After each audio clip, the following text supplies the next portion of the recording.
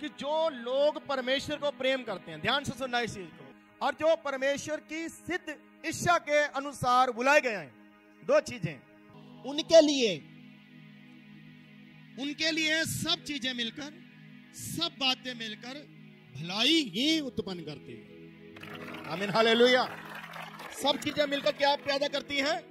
भलाई उत्पन्न करती है। वचन में लिखा, दानियल को शेरों के आगे फेंक दिया गया। देखने में कितना दुख भरा लगता है, देखने में कितना बुरा लगता है, सोचने में कितना अजीब सा लगता है। इतना प्यारा परमेश्वर का दास, जिसको खुद परमेश्वर बोले अति प्यारा मनुष्य, अति प्यारा मनुष्य, जिसको खुद परमेश्वर बोले, परमेश्वर का बहुत ही प्यारा व्यक्ति हो, उसको शेरों के आगे फेंका जाए। परमेश्वर बचाए ना शेरों के आगे फेंकने से, उनकी योजनाओं को खत्म ना करें, उसको बचाने का रास्ता ना निकाले। देखने में अजीब लगता था। हालेलुया। लेकिन कई बार मैं इस कहानी को बताता हूं। दानियल को शेरों की मांदों में फेंक दिया गया। वहां भूखे शेर थे, कई दिनों से उनको भूखा रखा गया था, और यह अपराधियों को सजा देने का वहां उनका एक तरीका था कि वो शेरों के आगे फेंक देते थे, शेरों को भूखा रखते थे।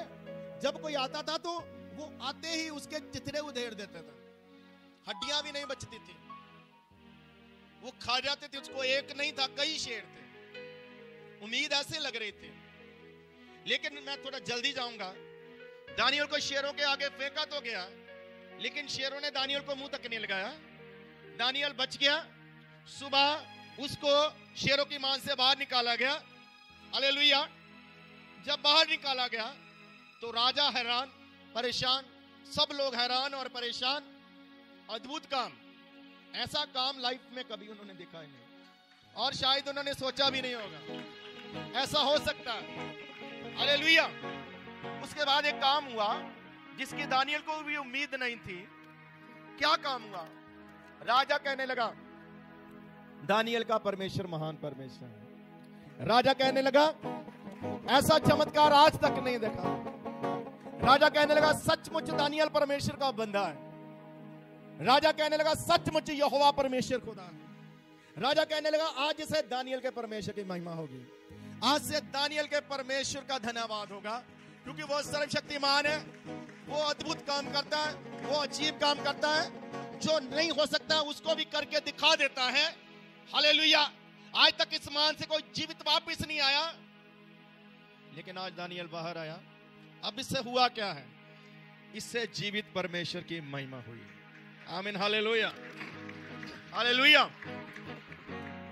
जब आपकी समस्याएं चली जाती है यीशु मसीह के नाम से, जब आपकी बीमारी चली जाती है प्रभु यीशु मसीह के नाम से, जब आपके कर्ज क्षमा हो जाते हैं, खत्म हो जाते हैं, जब आपके पाप क्षमा हो जाते हैं, जब आपकी बुरी आदतें चली जाती है, जब आपके भीतर से नशा खत्म हो जाता है, जब गंदी चीजें निकल जाती है, जब पाप समाप्त होता है, तो लोग कहते हैं, कौन है आपका परमेश्वर? किस चर्च में जाते हो? कौन है जो आपके लिए प्रार्थना करता है? कौन हो जिसको आप मानते हो? आप हमें भी लेकर जाओ, हम भी उस परमेश्वर के पास जाएंगे। और आपके कारण उस परमेश्वर की बड़ाई होती है, आपके कारण उस परमेश्वर का धन्यवाद होता है। सो अगर तो आप प्रेम करते हैं परमेश्वर को, तो आपके लिए सब कुछ भला बन जाएगा। घूम फिर के आखिरी बार आपका होगा, जीतेंगे तो आप ही, ये पक्का है। आमीन, हालेलुया, हालेलुया। ऐसा ही शद्रक मेशक अबेदनगो के साथ हुआ था। शद्रक मेशक अबेदनगो आग में डाले तो गए, लेकिन उसका बाल भी नहीं जला, उनके कपड़ों से बदबू तक नहीं थी, उनके कपड़े बिल्कुल दुरुस्त थे। जब वो बाहर आए तो बहुत भले चंगे थे। हालेलुया। और उस समय वहां राजा ने कहा, इनके खुदा की महिमा करो। और उससे एक काम और हुआ, दानियल की पोस्ट बढ़ गई और शद्रक मेशक अबेदनगो की पोस्ट भी क्या हो गई? बढ़ गई है। आमीन, हालेलुया।